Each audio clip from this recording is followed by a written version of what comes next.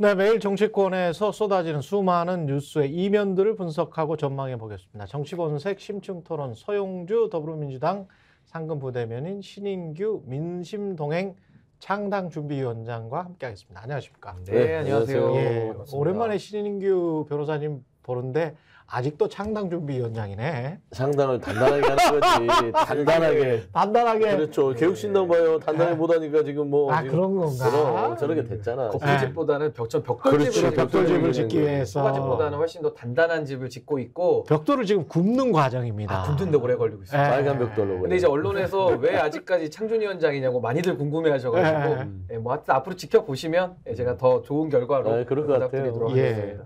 선거가 12일밖에 안 남았어. 2주도 안 남았어. 게다가 사전투표. 곧 있으면 사전투표하죠. 네. 거의 일주일 남은 거죠. 일주일 남은 거죠. 일주일. 야, 그 사전투표도 지난번에 비율을 보니까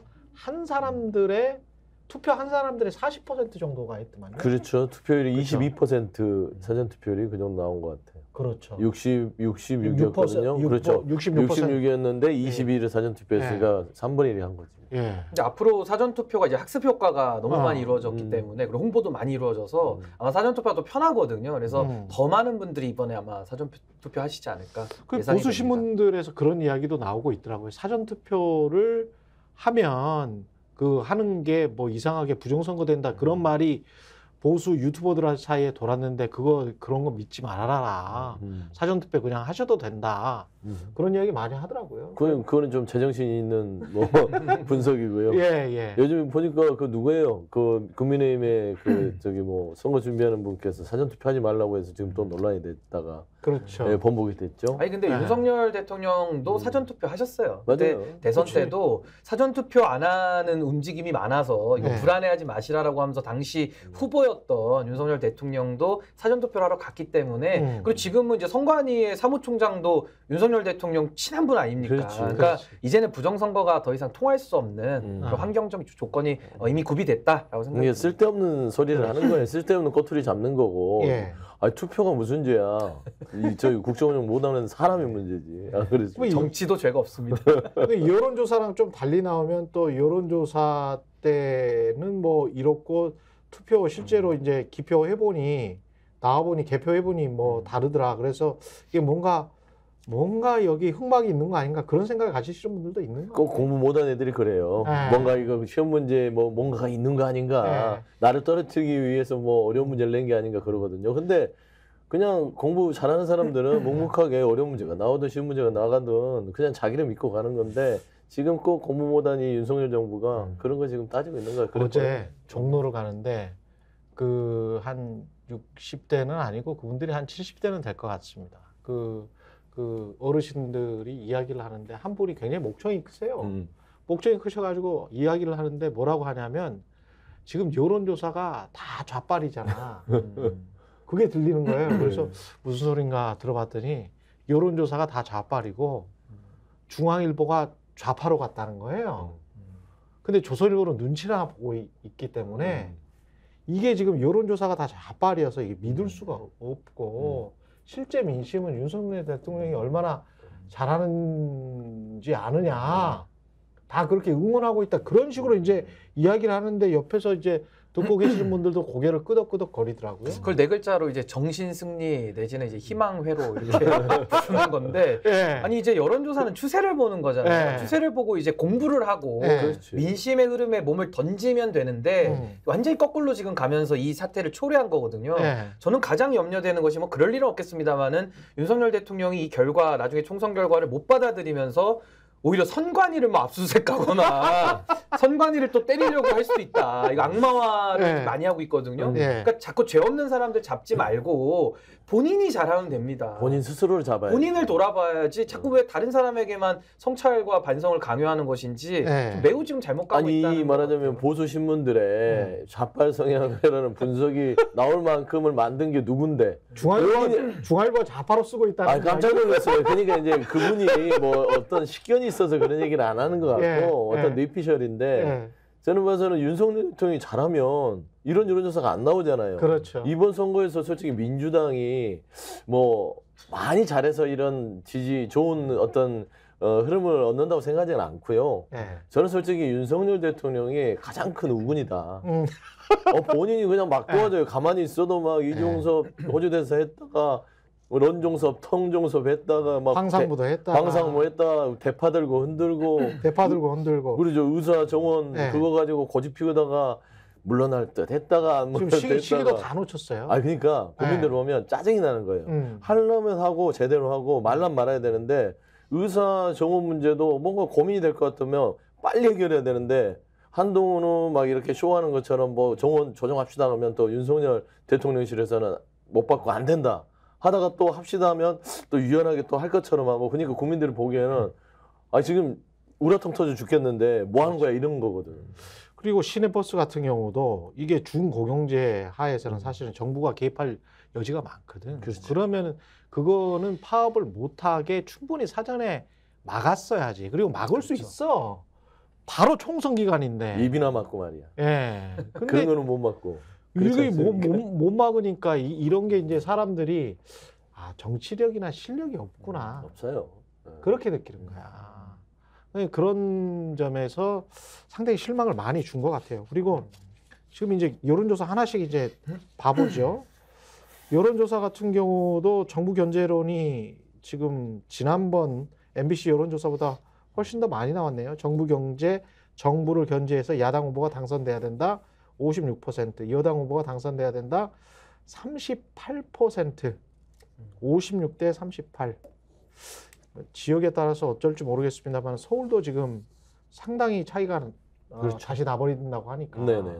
예. 그러니까 저는 이 수치를 보고 물론 네. 이제 정확하지는 않지만 지난해 있었던 강서구 재보궐선거 딱 그 수치예요. 거의 비슷합니다. 그러네. 17.7% 차이가 났거든요. 그러네. 딱 18%네. 그렇죠. 그러니까 거의 17.7, 18%예요. 예. 그러니까 제가 그 10월 10일이 끝나고 나서 12월 달에 얘기했던 게 국민의힘이 이런 식으로 어떤 국민 눈높이에 흡수하지 못하고 본인 스스로 반성하지 않으면 정확하게 10월 11일 강서구 재보궐선거가 이번 총선에서 재현될 것이다. 예. 기회는 있다. 정신 차려라라고 제가 얘기했었거든요.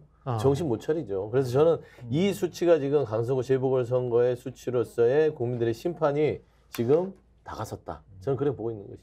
그러니까 이제 그동안에 했던 그 실정에 대해서 이제 총체적인 성적표를 지금 받을 시간인데 뭐 그동안 한동훈 위원장 와가지고 뭐 공천 국면에서는 아주 잠시 잠깐 혼란을 틈타서 윤석열 대통령 얼굴이 안 보이기 시작하니까 그렇죠. 상대적인 착시 효과 속에서 이제 국민의힘이 올라가는 거 아니냐. 그리고 실제로도 여론조사상으로는 국민의힘이 분위기가 좋았던 적도 분명히 있거든요. 예. 근데 그것이 이제 조국 혁신당 등장과 함께 이종섭 피의자를 호주로 보내고 이런 것들이 막 맞물려 오면서 이 정권이 이제 도저히 이제 못 참겠다라는 그 인내심의 역치를 넘어선 상황이라서 전 지금 이제 뭐 총선이 거의 2주일 내지는 사전선거 기준 일주일 남았는데 지금은 백약이 무효다. 그냥 무릎 꿇고 맞아요. 살려주세요를 해도 지금 국민들께서 아마 동정하는 여론도 많이 없을 겁니다. 제가 볼 그래도 때는. 10석 이상 더 얻기는 힘들 것 같고 그리고 무엇보다 딜레마인 상황인 게 뭐 할 수가 없는 게 정신을 차리고 일을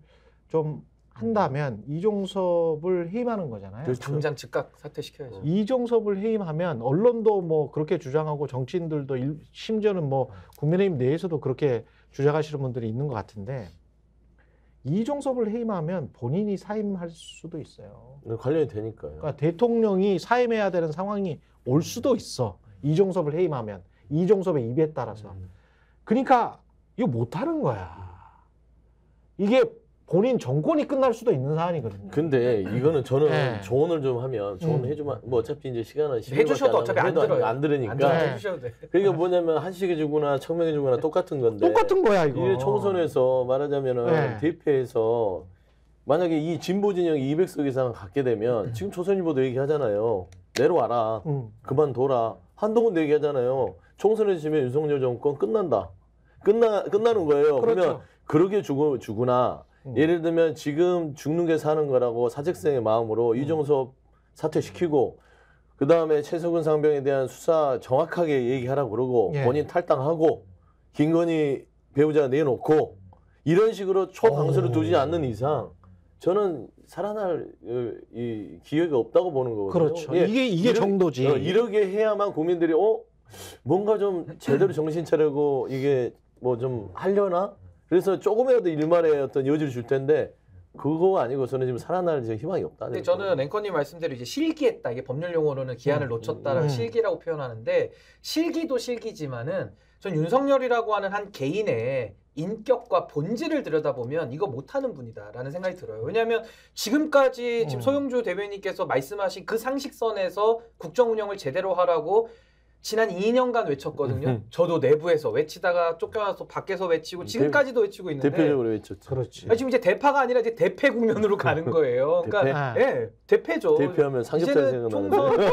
총선을 앞두고 지금까지 하라고 했더니 기본적인 것조차도 못했던 사람이 인제 와서 한다라는 것도 어불성설이고 상식 밖에, 상상 밖의 일이다. 그러니까 못한다는 거죠. 그래서 이제는 성적표를 받아드는 그 일만 남아 있다라고 봅니다. 근데 지역구 투표에서 43대 35가 나왔단 말이죠. 민주당 이게 이제 국민들 일반적으로 이야기를 한 거니까 지역구에서는 다를 수 있다. 그거는 인정을 하고 지역구는 또 이제 500명 정도 샘플밖에 안 하니까 그거를 딱히 믿을 수가 없어요. 사실은 저는 플러스 마이너스 4.1 이 정도 나오더라고요. 그러니까 8% 정도가 오차범위이기 때문에 이거를 믿고 지역구가 우세하고 열세고 이렇게 계산하기는 힘들 것 같고 근데 이 수치만 놓고 보면 서울과 수도권이 가장 중요한데 서울 수도권이 122석인가 그렇잖아요. 22석. 근데 거기는 지역 구도에서는 벗어난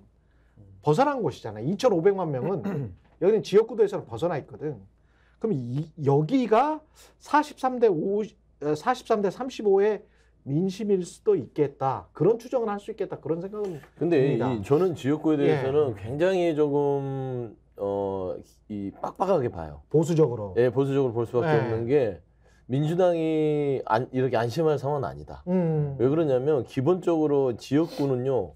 이게 말하자면 앞에서 총선 의식은 구도와 바람입니다. 그렇죠. 그러니까 이건 정권 시발해야겠어. 라는 것들은 이 밑바닥에 깔려 있는데 이제 지역으로 가면 인물이에요. 그렇지. 그리고 정책이고. 그러니까 우리가 늘 통상적으로 다 국민들도 하는 이번 선거라는 건 구도, 인물, 정책인데 이제 구도의 판이 13일 전에 짜진 거죠. 그래서 이런 수치가 나오는 것이고 지역에 가면 오차범위 내에서 이런 결과 나오는 거는 이제 인물로 평가받는 이제 시간이 왔다. 그래서 이런 좋은 바람 속에서도 민주당의 어떤 후보들은 인물 면에서 경쟁력이 떨어져서 안 좋은 결과가 나올 수도 있는 거예요. 그럼요. 그래서 보수적이고 좀 긴장해서 많은 부분들을 할애해서 정말 이 유권자들한테 표를 얻으려고 읍소하고 절박하게 해야 된다. 저는 그런 조언들을 합니다. 근데 민주당은 지금 읍소를 하신다고 당연히 말씀은 하시겠지만 맥락적으로 보면은 지금 이게 8% 차이잖아요. 지금 민주당이 8% 위로 나오는데 이거 좀 더 벌어진다고 봅니다. 왜냐하면 지금 지민비조 효과가 나오고 있거든요. 지민비조. 그러니까 민주당이 잘해선 절대 아니고요. 조국혁신당 바람이 불면서 지역구는 어쩔 수 없이 이제 민주당을 찍는 이런 구도 속에서 전 이거 8%보다 더 벌어질 거라고 보거든요. 비견한 예가 한동훈 위원장이 이틀 전에 여의도역 근처에서 인사를 했는데 아무도 와서 사인 한 장 사진 찍자고 하는 사람이 없습니다. 그 셀카의 왕자신데 아무도 사진 한 장 찍자고 하지 않아요. 제가 그 오마이TV에서 그 영상을 이렇게 맞아요. 쭉 봤었는데 그 보니까 그냥 쑥쑥쑥 지나가더라고요. 심지어 옆에 있던 박용찬 후보가 한동훈 위원장입니다라고 본인 입으로 한동훈 위원장을 외쳐줄 정도로 반응이 싸늘했거든요. 그래서 저는 이 부분에 대해서 전 수도권 표심이 더 나쁠 거다. 그러니까 국민의힘에 그게 생각이 들고 또 하나는 조국혁신당이 PK에 불러온 바람이 무섭습니다. 그래서 전 PK 지역에서도 상당히 민주당이 선전하는 효과를 반사적으로 전 얻을 거라 보고요. 또 중요한 게 이제 구도인데 구도에서도 보면 3자 구도인 지역구들이 몇 개 있잖아요. 여기 보시면은 다 국민의힘의 악재입니다. 허은하 의원 이분이 누구 표를 가져갈까요? 당연히 영등포에서 국민의힘 표 가져가죠. 이준석 대표 당연히 국민의힘 표 가져가는 겁니다. 거기다가 뭐 장례찬, 도태우 이런 후보들이 무소속들이 다 3자 구도 속에서 국민의힘 표 지금 잠식시키고 있기 때문에 조국 효과는 민주당의 표를 더해주고 있고 오히려 국민의힘은 분열로 인해서 표가 더 깎여가고 있는 구도이기 때문에 전 이 수치보다는 더 벌어질 것이다. 그래서 민주당은 굉장히 지금 이번 선거는 좀 개를 탔다. 그렇지 윤석열 않습니다. 대통령 덕분에 민주당은 반사이익을 너무 많이 누리고 아니에요. 있어요. 민주당 그렇지 않습니다. 지금 정말 이 박빙의 승부를 하고 있다고 생각하고 박빙의 승부를 하는 절박하게 지금 뛰고 박빙은 아니잖아요. 지역구들을 예를 들어서 한번 보여주세요. 뭐 이쪽 뭐 근처에 있는 양천갑도 예를 들면 그렇게 쉽지는 않은 것 같고. 예, 동작도네, 동작. 동작을 동작도 보면 알 쉽지 수 않고. 있죠. 네. 동작, 양천각, 광진도 그렇고요. 그렇죠. 그리고 일부 이제 여러 군데 강북 지역에서도 네. 뭐 이제 늦게 들어가는 부분들은 또 여러 가지 또 뭐 이것도 자신할 수 없는 부분이에요. 경합 지역이죠. 그렇기는 해. 근데 네. 제가 봐서는 왜 그러냐면 아까 네. 이제 한동훈 비대위원장이 네. 여의도역 가서 그렇게 썰렁하게 했다고 그랬잖아요. 근데 이제 선거를 이제 많이 해봤었겠지만 이게 이제 차이예요. 이제 이 여의도역에 출근 시간에 가는 거는 이 시장에 나가서 셀카 찍는 거는 무슨 차이냐면 조직 동원이 안 돼. 출근하는 사람을 조직을 동원하겠어요? 예. 자, 각자 조직을 동원해도 그 사람도 먹고 살아야 될 거 아니야. 그렇죠. 그러니까 조직 동원이 안 되기 때문에 네. 기본적으로 이 젊은 층이나 동료에서 출근하는 사람들은 그 한동훈 비대위원장 그리고 정치에 대해서 무관심층이 많을 거예요. 그렇죠. 예, 그렇기 때문에 그 네. 싸늘한 민심이 있는 것이고 예. 그럼에도 불구하고 한동훈 비대위원장 정도 되면 사진 한 장은 찍을 수 있는데 없었어. 그러니까 말한 대로 한동훈 비대위원장에 대해서 좋지 않게 생각하는 거예요. 저 이재명 대표 같은 경우는요. 그래도 저 출근길 인사하면 와서 사진도 찍고 바빠도 악수도 하고 가는데 그날 한동훈 비대위원장 없더라고요. 그 이후에 한동훈 비대위원장 이야기가 나와서 수원에서 이수정 후보 지원 유세를 하면서 저는 이게 결정적으로 이 사람이 얼마나 정치에 문외한인가를 나타내는 무슨 뭐 개 같은 정치를 개같이 하는 사람들 요거는 그냥 그 지나가는 일탈적 만말이라고 저는 생각을 하는데 그것보다 더 핵심적인 거는 이런 말을 했어요. 여러분 이수정은 여기서 이러지 않아도 얼마든지 잘 먹고 잘 사는 사람입니다. 돈 많다고요? 그런 거예요. 돈은 많지. 그러니까 돈 많다는 예. 소리지. 여러분 이수정은 여기서 이러지 않아도 얼마든지 잘 먹고 잘 사는 사람입니다. 이수정이 여러분을 위해서 나왔습니다. 야, 이 말은 한동훈과 이수정은 선민이고 엘리트고 네. 너희는 내 아래에 있고 하층민이죠. 내가 해줄게. 시혜를 베풀어주고 이수정과 한동훈이 시혜를 베풀어주는 거야. 화가 나죠. 얘는 한동훈이 이제 저보다 나이가 좀 어리니까 이해해 주시기 바랍니다. 73년생이더만요. 학교에서 잘못 배웠어. 이런 친구가 공직자를 하면 안 돼. 그러니까 보통 예. 저 동네 형 잘못 만나면 예. 그 잘못된 길로 간다고 하는데 예. 윤석열 이 정권과 한동훈 이 비대위원장 이 개가요 같아요. 그러니까 차이는 술을 먹는다 못 먹는다. 술을 네. 좋아한다 안 좋아한다 이 차이고 둘이 똑같은 거는 저는 이 생각을 했어요. 이 지금 발언을 아까 소개해 주셨는데 아 쇼킹해. 안하무인이잖아요. 안하무인. 안하무인이야. 내 눈에 사람들이 다 미친데 네. 안하무민이에요. 예. 그렇잖아요. 그렇죠. 국민들이 눈 밑에 있는 거잖아요. 예. 거의 이 정권은 안하무인처럼 국정을 운영했고 한동훈 비대위원장 지금 바라는 거 보면 이제 이번 총선에서 표를 주면 안하무민의 정치를 할 것이다. 그리고 이 친구는 한동훈 비대위원장이 하는 행태 때문에 제가 좀 약간 화가 왜냐하면 그런 이미지나 이런 것들을 떠올려 보니까 좀 약간 화가 나는데 73년생이 말이죠. 옆에 이제 후보들입니다. 다 이제 존중을 해야 되죠. 같은 당에 있고 한동훈보다 훨씬 더 오랫동안 국민의힘을 위해서 헌신하는 사람들도 훨씬 많아요. 근데 어깨 동무를 하면서 이 사람이 뭐 같이 그런 분위기도 안 나는데 어깨 동무를 하면서 이렇게 인사를 시켜. 목을 잡아. 심지어는 손으로 목을 잡고 인사를 시켜. 어떤 장면은 그런 장면들이 있더라고요. 검사들은 그런 행동을 했나 보죠. 그럴 수도 있죠. 네, 검사들 무장해제된 상태에서 네. 본인이 늘 우위에 있었으니까. 어디 사람 목을 잡어? 그러니까요. 어? 그 예전에 김건희 여사도 한번 목을 잡힌 그런 그렇죠. 장면이 있지 근데 이제 않았나요? 머리를 이제 네. 숙이면서 아니 다 같은 공직 후보자잖아요. 비대위원장이 벼슬이니? 근데 그게 한동훈 위원장이 많이 하셨네. 네. 여의도 정치 종식시키자 뭐 이따위 소리를 해가지고 음. 제가 봤을 때 본인이 무슨 여의도 정치를 끝내주는 무슨 슈퍼스타 히어로처럼 표현을 하는데 네. 그 구질구질하고 지금 여의도 정치가 구리다는 거 아닙니까? 그 정치의 끝판왕이면서 그 정치의 중심에 한동훈 본인이 와 있는 거거든요. 그러니까 지금 이 정치를 나쁘게 만든 주인공이 한동훈인데 본인 스스로 그 정치를 심판하겠다라고 하면서 국민들의 반정치 정서, 정치 혐오 정서를 이용하는 거예요. 그래서 저는 참 이분은 정치하면 안 된다라는 생각이 들고 그게 아까 앵커님 말씀하신 대로 후보들 소개할 때도요. 존칭도 안 붙여요. 그냥 항상 뭐 누구누구가 신인규가 뭐 신인규 뭐 이런 식으로 하면서 인사시키고 막 어깨하면서 막 화이팅하고 하는 모습이 정말 너무 없어 보이고 존중도 없고 예의가 없다. 근데 이 정부에서는 또 듭니다. 김건희 여사 주가 조작 의혹 사건이라고 꼭 해야 된다는 거잖아. 자기니까 자기 거. 예. 여사 안 하면은 예. 뭐 방송 심의에 걸리고 방송 심의에 정보 걸릴 수 없고. 있다는 거잖아요. 이게 무슨 나라입니까? 그러면 그림자도 밟지 말란 소리예요. 아니 그럴수록 더 걸려야 됩니다. 아니, 더 저는 걸려야 된다고. 근데 봐요. 저는 한동훈 비대위원장이 정말 이 수원에 가서 했던 이 워딩이 본인을 지켜가는 거예요. 지금 하는 반정치를 하고 다른 동료들을 무시하고 어떤 이런 아나무민의 자세가 이게 정치를 개같이 하는 사람의 하나인 거예요. 정치 이렇게 하면 안 돼요. 진짜. 지켜야 돼. 그러니까. 진짜. 이런 식의 정치는 사람을 존중하지 않는 정치거든요. 근데 그런 게 행동거지에서 자꾸 나타나. 맞아요. 그 지난번에 대통령이 기차 타고 그 대선 유세 도중에 발 뻗었잖아요. 구두 쉬는 자세로. 발을 올렸죠. 발을 올렸죠. 발을 올렸죠.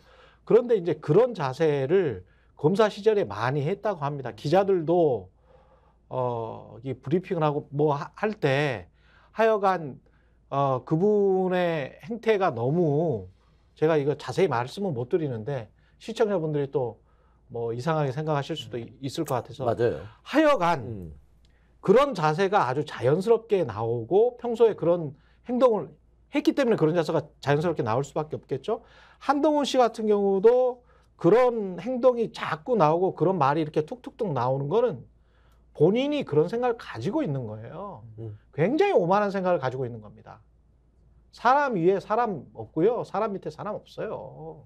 맞습니다. 뭐 얼마나 잘났다고 그래.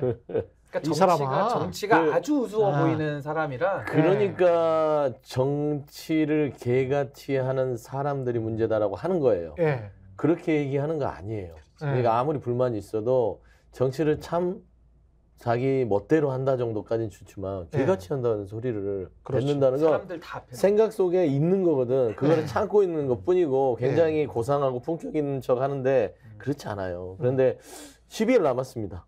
12일 뒤에 한번 이 본인들이 무시하는 눈 밑에 깔고 있는 국민들이 얼마나 무서운지를 한번 본때를 한번 봐야 이 중요한 소리를 건 썩 들어가겠죠. 중요한 건 투표일입니다. 투표일이죠. 투표일인데 물론 이제 이거는 여론조사에 응답할 정도로 적극적인 사람들이어서 이런 결과가 나왔는지는 모르겠습니다만은 반드시 투표할 것이다가 78%, 가능하면 투표할 것이다가 16%뭐 이렇게 나왔어요. 근데 이 정도 78 더하기 뭐 16이면은 10만 해도 뭐 88이잖아요. 그럼 88, 90이 나올 리는 없고. 근데 이런 생각을 합니다. 70대 이상이 지난 총선에서 80%로 했거든요. 80%가 좀 넘었더라고. 근데 70대 이하는 왜 80%가 못 넘는 게 당연한 거야? 총선에서? 저는 그거는 70대 이하들이 반성해야 된다고 봐요. 아니 저도 이제 53세인데 늘 한 75세 정도에 저희 집안 내력을 보면 한 75세 정도에 죽을 것 같다. 이런 생각을 갖고 있거든요. 그러면 한 22년 정도 남았어요. 근데 22년 정도 남은 사람이 30년이나 50년 후의 미래를 결정하는 게 맞습니까? 아니잖아요. 저는 그렇게 생각합니다. 그러면 30대면 적어도 한 50년은 남았을 거 아닙니까? 30대는 50년 후의 미래를 결정할 수 있지. 본인들의 미래일 수 있는 거거든. 그럼 투표를 하셔야지. 안 그렇습니까? 근데 투표 안 하는 게 저 70대 이상의 어르신들보다 투표를 덜 하는 게 당연해. 그게 왜 당연해요? 부끄러워야지. 아니, 근데 맞는 말씀이에요. 예. 그러니까 젊은 세대들이 정치 참여를 많이 안 하기도 하고, 물론 정치에 관심을 둘 수 없는 현실적인 조건이 열악한 건 저도 인정을 합니다만, 예. 그러니까 더더욱 정치에 더 관심 갖고 역설적으로 투표 정도는 해야 되는 거예요. 그러니까 직접 직업 정치나 이거 하기는 어려우니까 투표라도 들어가서 차악이라도 고르고 뽑는 그 정도의 관심 정도는 정말 가져야 된다. 그러고서 욕도 하는 것이 자연스럽지. 그렇지. 아예 안 하고서 사실 뭐 불평불만 하면은 네. 공허하죠. 안 바뀌죠. 네. 해야죠. 네. 그러니까 끊임없이 이 젊은 층의 투표 참여, 정치 참여를 요구를 하는데 정치권도 반성을 해야 돼요.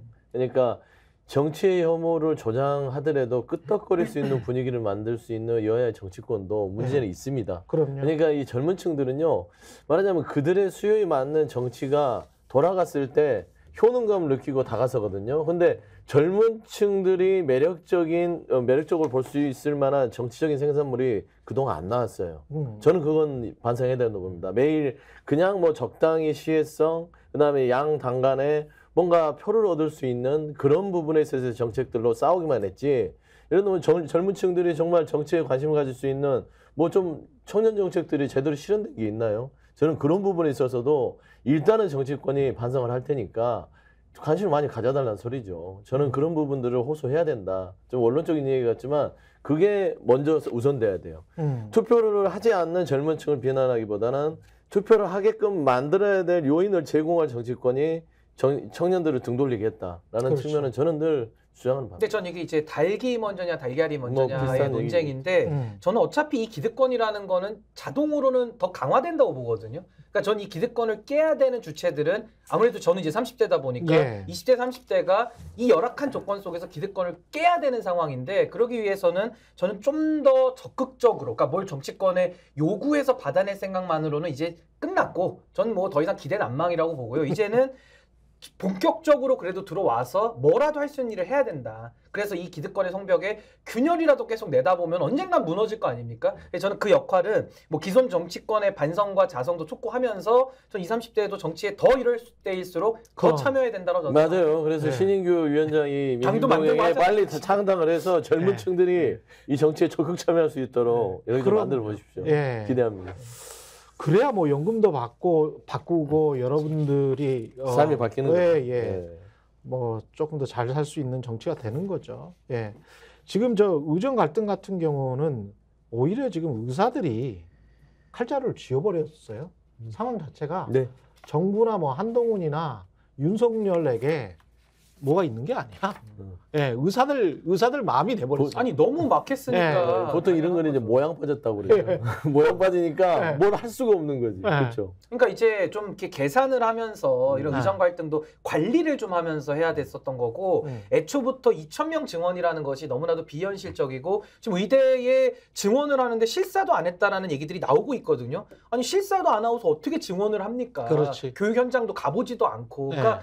얼마나 이 의대 정원 이슈가 국민들의 의사들에 대한 그 기득권에 대한 당연히 분노가 있죠. 그 감정을 활용했다라는 것이 이제 서서히 드러나고 있는 것이고 정부가 정책 집행 잘못했거든요. 그럼 잘못했다 그러고 시정하고 관련자들 문책을 해야 되지 않겠습니까? 그러고 의사들하고 대화하자 이래야 되는데 역시 우리 윤석열 대통령 절대 반성과 책임 안 집니다. 이 법률가 DNA가 사과하면 자기가 패소된다고 생각해가지고 아직도 우겨요. 그렇지. 아직도. 그러면 그렇지. 끝까지 우겨보십시오. 뜨거운 맛을 봐야지 뭐. 아니 나중에 가서 진짜 두 손 두 발 들고 항복하는 수밖에 없어요. 제가 볼 때는. 예. 아니 근데 이게 교육부까지 다 이제 관여를 해가지고 의대 정원 수를 늘리고 대학들한테 사인하고 계약서 써버리면 네. 그걸로 끝나는 거기 때문에 그렇죠. 이거는 지금 보건복지부의 문제가 아니고 교육부까지 이렇게 들어왔잖아요.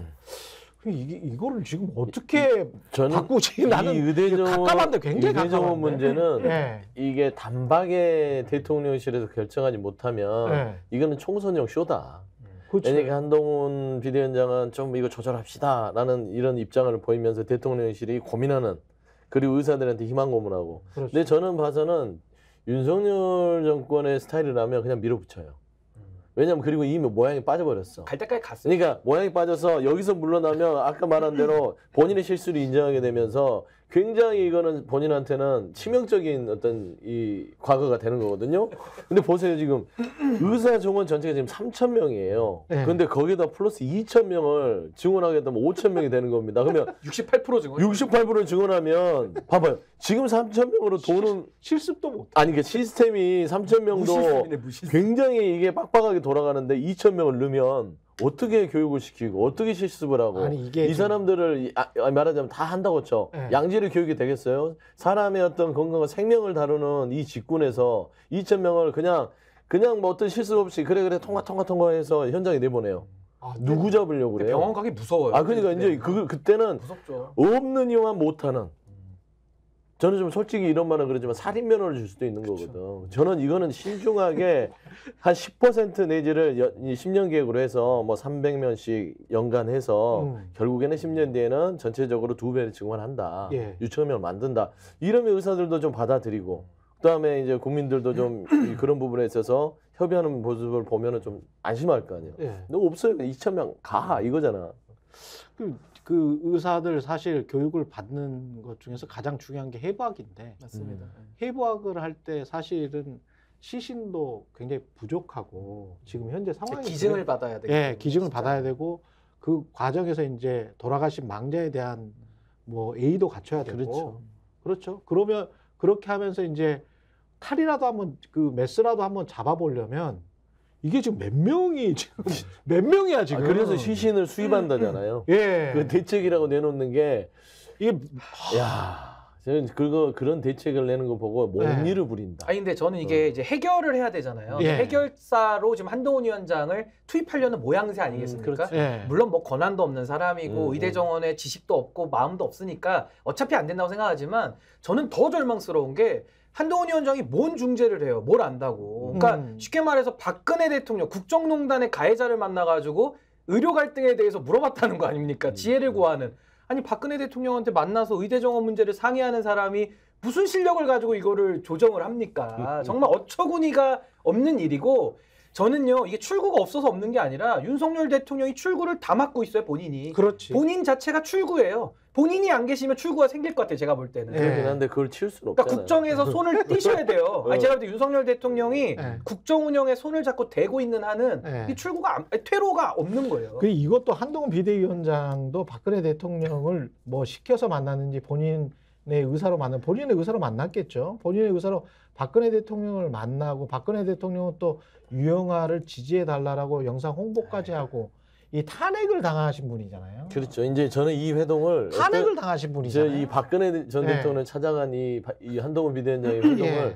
지푸라기 회동이라고 제가 제 네이밍을 했습니다. 지푸라기라도 잡아야 된다. 지금 현재 한동훈 비대위원장은 지금 답이 안 보여요. 예. 윤석열 대통령이 아주 그냥 온 그 그릇 가게를 해집고 다니까 다 깨지고 어떻게 수습이 안 되는 거니까 지푸라기로 잡아야 될 상황이라서 오죽하면 말씀한 대로 박근혜 전 대통령을 만나서 의대정원을 물어보고 있겠어요. 근데 우리 서 대변인님은 약간 이걸 정치적으로 해석하신 거고 네. 전 약간 좀 인권 감수성 쪽에서 이거 제가 맞습니다. 표현하자면 이번 회동은 아주 잔인한 회동이었다. 잔인하다. 아주 그렇지. 잔인합니다. 아 구형을 했잖아 본인이. 그러니까 저는요 한동훈 위원장이 가서 만나는 건 너무 잔인해 보여요. 제 눈에는 왜 그러냐면 그렇지. 저 투샷이 아. 불과 7년 전으로 돌아가면 검찰 조사실입니다. 그렇죠. 조사실에서 30년형을 구형하기 위해서 공소장을 썼던 그 한동훈 검사가 예. 갑자기 7년 뒤에는 표가 필요하다 그래가지고 김재현 의원이 정치인들은 표 필요하면 몇 자리도 판다 그러잖아요. 아, 그 그런 몇 얘기 자리 많아요. 회동이에요, 몇 자리 회동.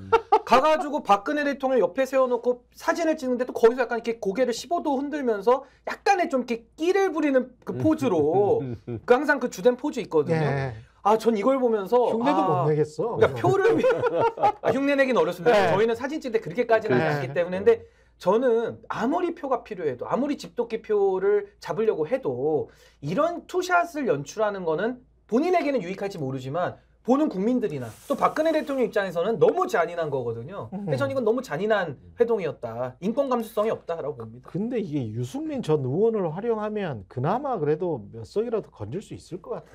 저도 그러게는 봐요. 네. 이게 유승민 전 의원 자체가 기본적으로 가지고 있는 지지층의 스펙트럼이 좀 나름대로 보수층이 넓고 중도 확장이 그다음에 되지. 기본적으로 예. 선거를 좀 해본 분이고 경험이 네. 있고 합리적인 판단을 한다고 평가를 받잖아요. 최근에도 보면 2조 심판 부분에 대해서 그건 아니다. 종북 심판 그것도 아니다라고 얘기를 하셨단 말이에요.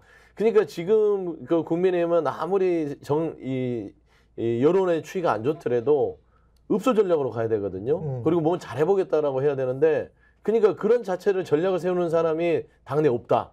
근데 유승민 전 의원을 공동선대위원장으로 데려갔었으면 조금 그래도 뭐 지푸라기 정도는 아니더라도 나뭇가지 정도는 되지 않았을까. 아, 저는 이건 그런 생각이 아닙니다. 들어요. 이거는 제가 봤을 때 백약이 무효기 때문에 비견한 예가 2020년도 총선도 생각해 보십시오. 황교안 대표가 다 공천 엉망으로 막장 호떡 공천을 다 했었거든요. 그때 오죽하면 호떡 공천이라 불렀어요. 하도 그 결과를 바꿔가지고 그 막장으로 공천을 해놓고서 수습하기 위해 가지고 김종인 위원장을 선대위원장으로 투입을 합니다. 그랬더니 103석 나왔어요. 그러니까 아무 효과가 없는 거거든요. 그래서 저는 이번에도 유승민 의원이 지금 공식적인 직함을 받지는 않았잖아요. 그 이유가 아무리 본인이 들어가서 선대위원장을 하고 뭐 총괄자를 붙이고 해도 국민들이 안 믿는 겁니다. 그래서 유승민 대표가 지금 개별적으로만 지금 지원 유세를 다니는 걸로 하는 모습이 그 선례를 알거든요. 맞아요. 누구적으로 누가 와도 안 돼요. 이거는 음. 진짜로 뭐 신인규가 가도 안 되고 유승민이 가도 안 되고 누가 가도 살릴 수 없습니다. 윤석열 대통령과 한동훈 위원장이 손을 떼야 돼요. 저 두 분이 사라져야 이 활로가 생기는 겁니다. 가장 쉽게 할 수 있는 거는 이종섭 대사와 관련한 게 아니더라도 전반적인 국정과 관련해서 방금 뜬 속보가 있습니다. 이종섭 호주 대사가 외교부 장관의 사의를 표명했네요. 역시 드디어 선거는 자주 해야 됩니다. 그러니까. 서울에 남을 것이다. 네, 우리 스픽스를 본 거예요. 예. 제가 그랬잖아요. 살아날 수 있는 방법은 딱 하나밖에 이종섭 없다. 사퇴시키고 이제 곧 있으면 대통령이 탈당합니다. 보십시오. 뿌듯합니다. 이 스피스 방송을 보고 지금. 왜냐면 이 탈당을 해야만 당정 관계에 대한 희망을 줄 수 있거든요. 또 좀 많이 늦지 않았나요? 근데 지금 늦었긴 했죠. 많이 늦었습니다. 늘 근데 이제 뒷북 정권이잖아요. 이제 서울에 남아서 이제 가장 중요한 거는 김종대 전 의원이랑 그런 이야기를 했는데 공수처 조사를 받는 거는 나중에 문제고 박정훈 대령이 증인으로 신청을 했잖아요. 그렇죠. 군사 재판하고 있죠. 네, 군사 재판하고 있는데 그 군사 법정에 서면 돼. 그렇죠. 그걸로 그 공수처 조사를 가름할 수도 있어. 그러니까 저는 김병주 우리 민주당의 그 장성 출신 김병주 의원이 있잖아요. 그 인터뷰를 보니까 이종섭 장관을 잘 알더라고요. 그러니까 같이 이제 군 출신이고 결국 오랫동안 같이 이제 군에서 이제 동기인가 그럴 걸요. 아마 그럴 거예요. 그래서 이종섭 장관에 대해서 평을 이렇게 하더라고요. 그러니까 그렇게 독한 사람은 아니다. 그리고 명예를 중시형이는 전형적인 명예 중시형 어떤 군인인데 이종섭 전 장관 같은 경우에 법정에 섰을 경우는 본인의 명예가 더 중요하기 때문에 윤석열 대통령의 어떤 그런 여러 가지 수사의 외압에 대한 부분들이 있었다면 그를 끝까지 덮어주지 못할 것이다. 그런 성적을 알기 때문에 호주로 아마 도피시켰을 공산이 크다고 얘기를 했는데 맞을 수도 있을 것 같아요. 아니 근데 이제 법정에 서면요, 이제 진실대로 말하지 않은 위증의 벌을 또 받거든요. 그러니까 이종섭 지금 대사는 이제 사퇴했으니까 이종섭 전 장관은 이제부터 정직하게 안 하면 계속 죄를 더 쌓아갈 수밖에 없습니다. 그래서 이 이종섭 장관이 사는 유일한 길은 진실 그대로 밝히는 것밖에 없어요. 마치 그 특검 수사할 때 장시호가 했듯이 장시호가 특검 도움이라 그래가지고 싹 다 불고 나오지 않았습니까? 그 방법밖에 없는 거예요. 저는 호주 도피 작전이 실패하지 않았습니까? 결국 이제 오늘 이 사이로서 실패로 돌아갔고 귀결이 됐는데 이제 지줄만 까먹었죠. 이종섭 대사가 지금 사의를 표명했다고 하는데 저는 저게 이제 어떻게 읽혀지냐면 죽을 의사를 밝혔다. 그러니까 쉽게 말해서 이제는 뭐 죽기 아니면 까무러치기로 이제는 저분이 진술하기 시작하면요, 윤석열 대통령이 아마 밤잠을 못 이룰 겁니다. 근데 잠이 안 올 거예요. 이게 대통령과 교감을 한 건지 안 한 건지. 무조건 교감을 하죠. 교감을 했겠죠. 그럼요. 근데 교감을 하면서 대통령이 그때 전화한 사람은 밝히면 안 돼. 라고 말했을까? 당연히 뭐 추측상 뭐 저는 교감 안 했을 것 같은데. 교감 안 했을 것 저는 그냥 같은데. 본인이 이 악물고 어차피 이 정권이 이래 주구나 저래 주구나. 그렇죠. 침몰하고 있으니까. 한식이 주구나 저래 주구나. 근데 여기서 빨리 불면요 본인은 삽니다. 그 장시호가 살았거든요. 장시호가 빨리 불고 빨리 나왔습니다. 아니, 장시호가 본인은 직권남용 아니야. 위에서 그냥 이야기를 했으니까. 주범이 있는 거니까. 빠져나올 수 위에서 대통령실이 전화를 받고 그렇죠. 전화를 한 거는 사실이잖아요. 그렇죠. 02로 전화 왔다. 02로. 그렇죠. 02로 전화를 받고 이태원로에서 전화가 왔기 때문에 그 전화를 받고 그다음에 스탠스가 변경이 됐어. 결재를 취소한 거지. 그렇죠. 스탠스가 변경이 됐으면 그럼 본인은 대통령실에 누군가가 했는데 국방부 장관으로서 어쩔 수가 없었다라고 말하면 죄는 없는 그리고 거 법적으로도 범인 은닉죄인데 범인 네. 은닉은 이종섭 장관은 은닉이 안 돼요. 그러게. 이분이 범인이니까 그렇지. 은닉한 사람이 이제 또 처벌을 받는 은닉한 그렇지. 사람이 누굴까요? 아 그러니까요. 뭐 이제 밝혀야겠죠. 아니 근데 전화한 사람만 밝히면 돼. 그러니까 장관보다 위에 네. 있을 텐데 저는 국무총리 아니면 대통령 그래, 구직함밖에 없어요. 장관 아니 네, 지금 장관이에요. 국무총리가 아니고 대통령실이에요. 실이지. 그 전화번호는 대통령실이기 때문에 네. 심지어는 대통령도 될 수 있어요. 이제 그거는 이제 수사의 심지어 영역이기 수사를 때문에 해봐야지, 수사를 이제. 해봐야 그러니까 근데 수사의 영역이야. 너무 궁금해. 근데 저는 이종섭 전 장관의 사의 표명은 정확하게 저는 이번 총선과 연결이 돼 있다고 봐요. 그러니까 개헌 저지선이 무너진다는 탄핵 저지선이 무너진다는 굉장히 큰 우려가 있는 것 같고 저는 최소한 이번에 뭐 일당이 안 되더라도 개헌 저지선을 지키자라는 절박한 결정이었다. 저는 105석, 110석. 뭐 예. 101석이든 102석. 아니 그러니까 저는 저 사이도 참 아쉬운 거는 아니 공항에서 들어올 때 여론이 안 진정하지. 좋았잖아요. 그때 사의를 표명했으면은 아 이 정부가 그래도 좀 바꾸나 보다 정신 했는데 차리나 보다. 그 이후에 좀 또 시간을 끌지 않았습니까? 또 실기했어요. 그러니까 지금은 실기했기 때문에 사표를 던짐으로써 얻는 이득도 같이 날아간다. 예. 그래서 저는 이번에 사의한 건 그나마 늦었지만 다행인데요. 네. 저는 이게 별로 정치적 효과는 이제 없을 것 같아요. 적재적소에 그 메시지가 나와야 되는데 이 타이밍을 너무 놓쳤다. 자, 앞으로는 이제 이종섭 전 대사의 입에 주목해야 되겠습니다. 그렇습니다. 예, 언론 열심히 좀 취재를 해주십시오. 예, 조국 전 법무부 장관 취재할 때의 10분의 1 정도만 취재를 하시면 예, 대한민국이 바뀔 수도 있겠네요. 그렇죠. 예, 진실이 희망이 보이네. 예, 진실이 드러날 수도 있겠습니다. 진실이 꼭 드러났으면 좋겠습니다. 지금까지 서영주 더불어민주당 상근부대변인 신인규 민심동행 창당준비위원장이었습니다. 고맙습니다. 네, 감사합니다. 예, TV의 홍보를. 정치권색. 예. 다시 제가 말씀드리죠. 예. 구독, 좋아요, 사랑입니다. 예.